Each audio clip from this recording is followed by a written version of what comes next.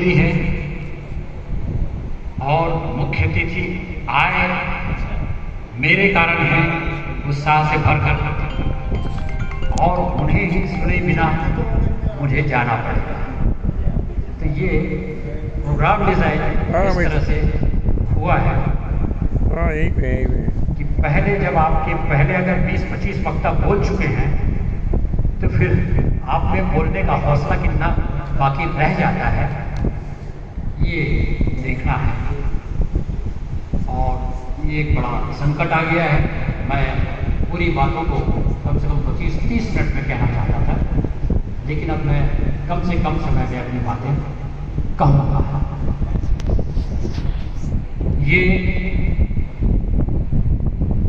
महत्वपूर्ण तो रमेश सैनी हैं जिन्होंने यहाँ पर सब लोगों को जोड़ा और उनके दोस्तों की दरियादिली भी यहाँ दिखाई दी।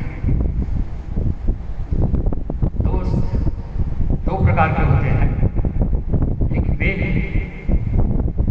ऐसे मित्र जो सुदामा को भी अपना मित्र बना देते हैं और दूसरे वे जो अच्छे खासे मित्रों को सुदामा बना देते हैं। जो रमेश सैनी ऐसे मित्र हैं जो सुदामा को भी अपना मित्र बना लेते हैं, ये उनके मित्रों ने प्रमाणित किया। और उसी ऊर्जा में 75 वर्ष को उन्होंने छुआ और मैं देखकर हैरान हूं कि इस उम्र में अपने सफेद बालों के कारण वे इतने खूबसूरत दिख रहे हैं जितने हम लोग काले बालों में दिख रहे हैं। रमेश सैनी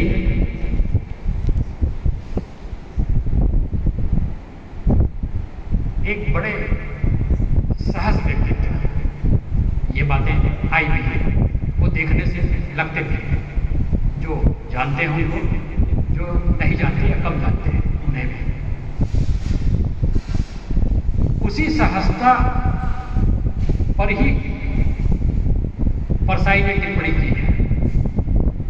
मेरे ख्याल से नंसी परिहार की शरद जोशी भी शायद यहाँ रहे। जबलपुर में शरद जोशी भी रहे, कभी रहे क्या? भोपाल में तो रहे, उसके पहले कभी कुछ समय के लिए रहे नहीं? अच्छा, तो शरद जोशी ने हरिशंकर परसाई पर एक टिप्पणी की है कि परसाई को लेकर उसमें कॉम्प्लेक्स केवल एक ही चीज की है कि उनके यहाँ व्यंग बड़ी सहजता से आता है, एफर्टलेसली, बिना किसी कोशिश के, जबकि हमको व्यंग एफर्ट से लाना पड़ता है, कोशिश करके। परसाई की यह नैसर्गिकता परसाई में अद्भुत भरी है। शरद जोशी ने रेखांकित किया है कि परसाई की वो धारदार व्यंग है, वो उनकी सहज अभिव्यक्ति है, नेचुरल है, वो स्पिरिट है, नेचुरल है। लगभग परसाई रमेश सैनी पर भी जो 4 पंक्ति लिखते हैं उसमें वही बात कहते हैं जो शरद जोशी ने परसाई पर कही है, व्यक्तित्व की सहजता से। परसाई भी कहते हैं कि रमेश सैनी का व्यंग उनके व्यक्तित्व की सहजता से निकलता है, उसी में वो दिलचस्प चरित्र को पैदा करते हैं और उसके साथ वो संवाद कायम करते हैं और व्यंग को लिखते हैं। ज्ञान रंजन, मुझे बड़ा दुख है ये कहते हुए कि ज्ञान रंजन जी को मैंने आज तक देखा नहीं और उम्मीद थी कि उनका नाम छपा देखकर कि वे यहाँ आएंगे, अन्यथा मैं दिन को प्लान कर दिया होता उनके पास जाने की। उन्होंने मुझे मेरे यात्रा वृत्तांत को बाहर में छापा भी, पत्र व्यवहार हुए, टेलीफोन पर बातें हुई, पर उन्हें देख नहीं पाया। ज्ञान रंजन भी रमेश सैनी पर उसी सहजता को लेकर रेखांकित करते हैं, लेकिन उनका शब्द है संयम, जो सहज का एक प्रतिवेशी शब्द है। कि रमेश सैनी ने लेखन में एक संयम बरता है। मतलब व्यंग को लेकर जो अराजकता लेखक में आती है और जो असंतुलन पैदा होता है, उस असंतुलन से वो बचे थे, संयम से काम किया। ज्ञानरंजन कहते हैं कि ये शिल्प और कौशल भी आजकल कहाँ दिखता है। मतलब लिखते समय संयम बरतना है, और ये संयम हम लेखन में नहीं बरत पाते तो ज्ञानरंजन कहते हैं न तो हम किसी परंपरा से जाके जुड़ते हैं और न ही लेखन के उस उन्मुक्त रचना संसार को रचते हैं। दोनों ही बातें नहीं हो पाती। तो ये महत्वपूर्ण ध्यानाकर्षण होता क्या है जब बड़े लेखक किसी छोटे लेखक पर या अपने से कम उम्र लेखक पर आशीर्वाद की कृपा करते हैं या सदस्यता दिखाते हैं तो प्रशंसा की जाती है। तो ये उस लेखक के लिए बड़ी चुनौती हो जाती है कि तुम्हारे ऊपर बड़े लोगों ने लिख तो दिया, तो ये परसाई और ज्ञानरंजन की गलती नहीं है। अब ये चुनौती रमेश सैनी के लिए है कि परसाई और ज्ञानरंजन ने जो उनके बारे में कहा है उसको बरकरार रखें। या किसी भी, या मुझ पर रविन्द्रनाथ त्यागी ने लिखा या कमलेश्वर ने लिखा या जिसने भी लिखा, तो ये मेरे लिए चुनौती है कि बड़े लोगों ने जो बात मेरे बारे में कही है मैं उसको मेंटेन कर सकता हूं क्या, बनाए रख सकता हूं क्या। थोड़ी सी बात राष्ट्रीय कक्षों में कि ये तीसरी चौथी किताब है, पहले लोगों की किताबों पर मैं नायकों में पहुंच चुका हूँ, इसलिए कुछ विशेष नहीं कह पाऊंगा। लेकिन उन्होंने संतरा गणतंत्र, ये बड़ा एक काल्पनिक शीर्षक है। ये संतरा गणतंत्र शीर्षक उन्होंने बताया भी है कि ये उनको सूझा कैसे। ये केला रिपब्लिक से, जब केला रिपब्लिक हो सकता है तो संतरा रिपब्लिक गणतंत्र क्यों नहीं हो सकता। केला रिपब्लिक बनाना रिपब्लिक है। मध्य अमेरिका में ऐसे छोटे से देश जो फल बेचकर जीविकोपार्जन कर रहे थे, जिसमें मुख्य उत्पाद केला था, और उसके भरोसे वो एक देश के रूप में जीवन को जी रहे थे। उन देशों पर जो फ्रूट कंपनीज हैं वो उस पर कब्जा कर लेते हैं। पूंजीवादी सत्ता का यह है कि अगर कोई छोटा मोटा देश किन्हीं कारणों से बढ़ रहा है तो पास की कोई पूंजीवादी सत्ता उस पर कब्जा कर लेती है, उसके बने बुनाए कारोबार पर। तो इन स्थितियों में वो केला बेचने वाला देश, इसका नाम हॉन्डुरस है, मध्य अमेरिका, वो केला बेचने वाला देश उस समय में अमेरिका में ओ हेनरी करके व्यंगकार है, व्यंग कथाकार। ओ हेनरी ने जब इस स्थिति को देखा कि एक केला बनाने बेचने वाले देश के ऊपर पूंजीवादी जो देश हैं वो कब्जा कर रहे हैं, तो उसको ओ हेनरी ने ये शब्द दिया, this is banana Republic Honduras कि एक बनाना रिपब्लिक। और साग सब्जी वाले बेचने वाले देश का कितना औचित्य है, कितना भविष्य है, उस पर भी ये कब्जा किए जाते हैं।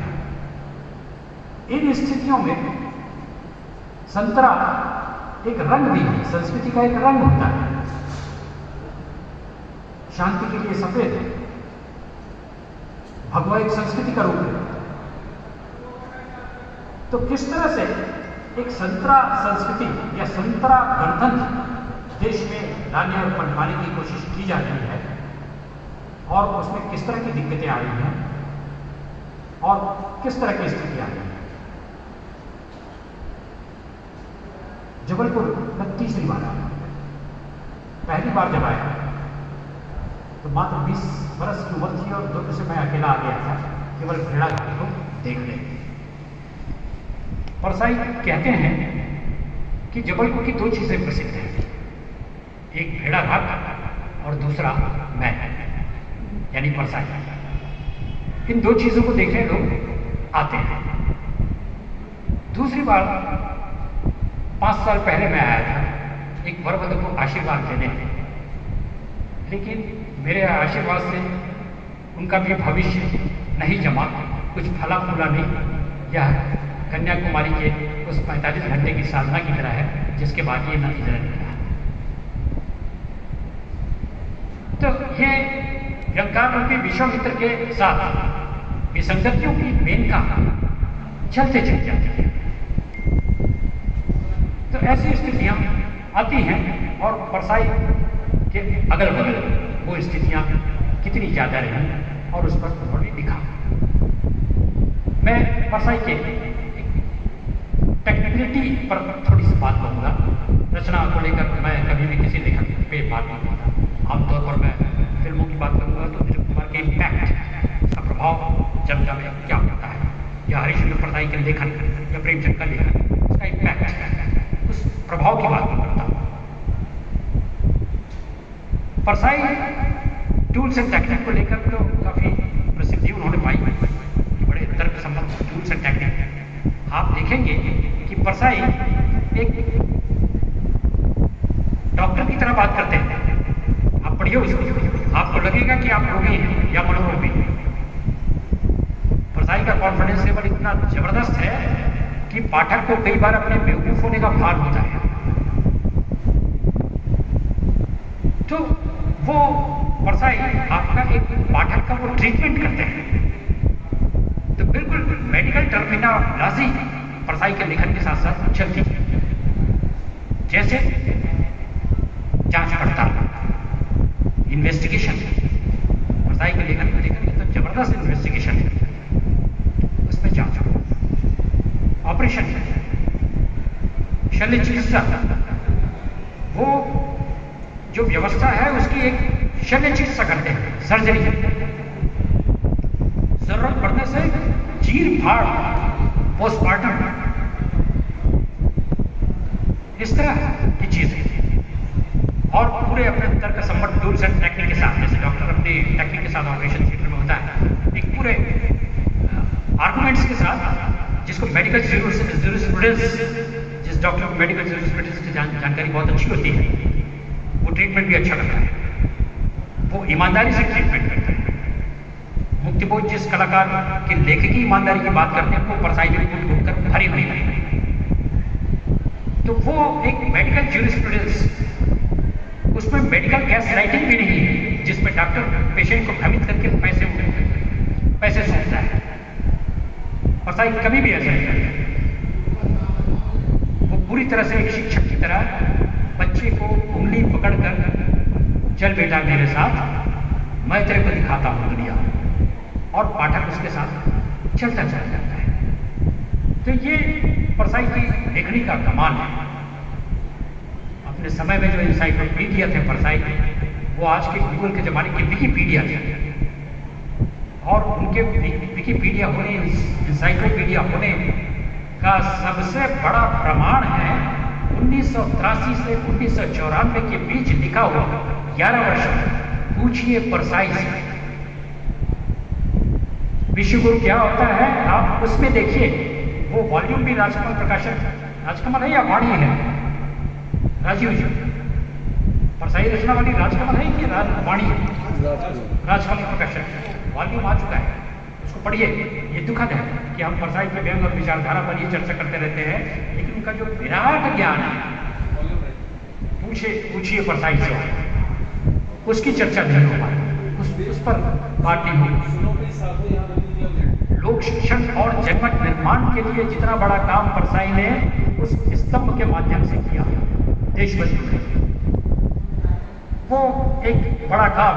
एक बहुत नजदीकी व्यक्ति मुझे बताते हैं कि परसाई जब किसी किताब को देखते थे, पन्ने को देखते थे, उसमें लिखा हुआ को, उस समय अगर आप परसाई की आंखों को देखें तो ऐसा लगता था कि परसाई की आंखें स्कैनर हैं, और वो जो किताब में लिखा हुआ है उसको वो स्कैन कर रहे हैं,